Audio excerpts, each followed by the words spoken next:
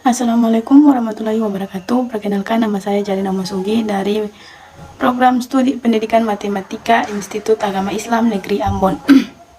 Di sini saya akan membawakan materi yang berjudul Metode Pembelajaran Inquiry.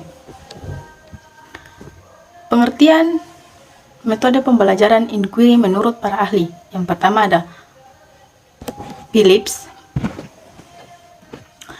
Menurut Phillips, inquiry merupakan pendekatan pembelajaran yang dapat diterapkan pada semua jenjang pendidikan. Menurut Sanjaya, strategi pembelajaran inquiry adalah rangkaian kegiatan pembelajaran yang menekankan pada proses berpikir secara kritis dan analitik untuk mencari dan menemukan sendiri jawaban dari suatu masalah yang diberikannya. Menurut Saiful Sanggala, metode inquiry merupakan metode pembelajaran yang merupakan menanamkan dasar-dasar berpikir ilmiah pada diri siswa yang berperan sebagai subjek belajar. Menurut Pegiat, metode inquiry adalah metode yang mempersiapkan siswa pada situasi untuk melakukan eksperimen sendiri secara luas. Masuk pada bagaimana karakteristik model pembelajaran inquiry. Model pembelajaran inquiry mempunyai karakteristik sebagai model pembelajaran yang di dalam proses belajar mengajar, siswa memecahkan masalah dan konsep utamanya berhubungan dengan pengetahuan siswa untuk membentuk pengetahuan yang baru. Langkah-langkah dalam model pembelajaran inquiry. Yang pertama, orientasi terhadap masalah. Yang kedua, merumuskan masalah. Yang ketiga, mengajukan hipotesis. Yang keempat, mengumpulkan data. Yang kelima, menguji hipotesis. Dan yang terakhir, menyimpulkan. Yaitu hal-hal yang perlu diperhatikan dalam menerapkan model inquiry. Yang pertama, rencana waktu yang akan digunakan. Yang kedua, dapat dilakukan secara kompleks. Yang ketiga, dilakukan dengan diskusi. Yang keempat, menggunakan sumber yang sesuai dengan masalah.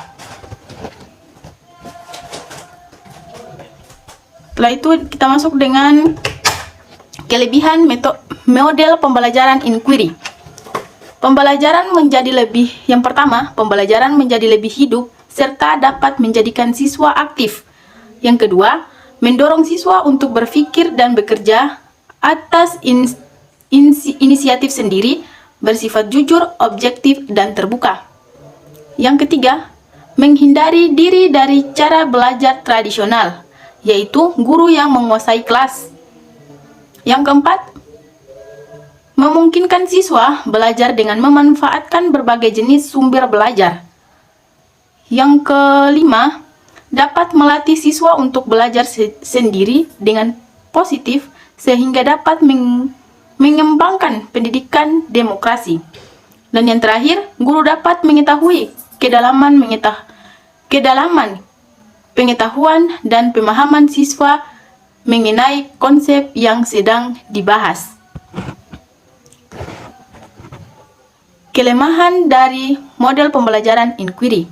Yang pertama, pembelajaran dengan inquiry memerlukan keaktifan siswa yang tinggi. Bila siswa kurang aktif, hasil pembelajarannya kurang efektif. Yang kedua, guru dituntut mengubah kebiasaan mengajar yang umumnya sebagai pemberi informasi menjadi fasilitator, motivator, dan pembimbing siswa dalam belajar. Yang ketiga, karena dilakukan secara kelompok, maka kemungkinan ada anggota yang kurang aktif. Nah, yang terakhir, kesimpulan. Kesimpulan dari model pembelajaran inquiry adalah berdasarkan definisi-definisi di atas dapat disimpulkan bahwa inquiry merupakan suatu proses yang ditempuh siswa untuk memecahkan masalah, merencanakan eksperimen, melakukan eksperimen, mengumpulkan dan menghasilkan data, dan menarik kesimpulan. Jadi, dalam model inquiry ini, siswa terlibat secara mental maupun fisik untuk memecahkan suatu permasalahan yang diberikan. guru. Dengan demikian, siswa akan terbiasa bersikap seperti para ilmuwan sains, yaitu teliti, tekun, ulet, objektif, jujur, kreatif, dan menghormati pendapat orang lain. Nah, mungkin sekian dari materi yang saya bahas hari ini. Semoga bermanfaat untuk kita semua. Wassalamualaikum warahmatullahi wabarakatuh.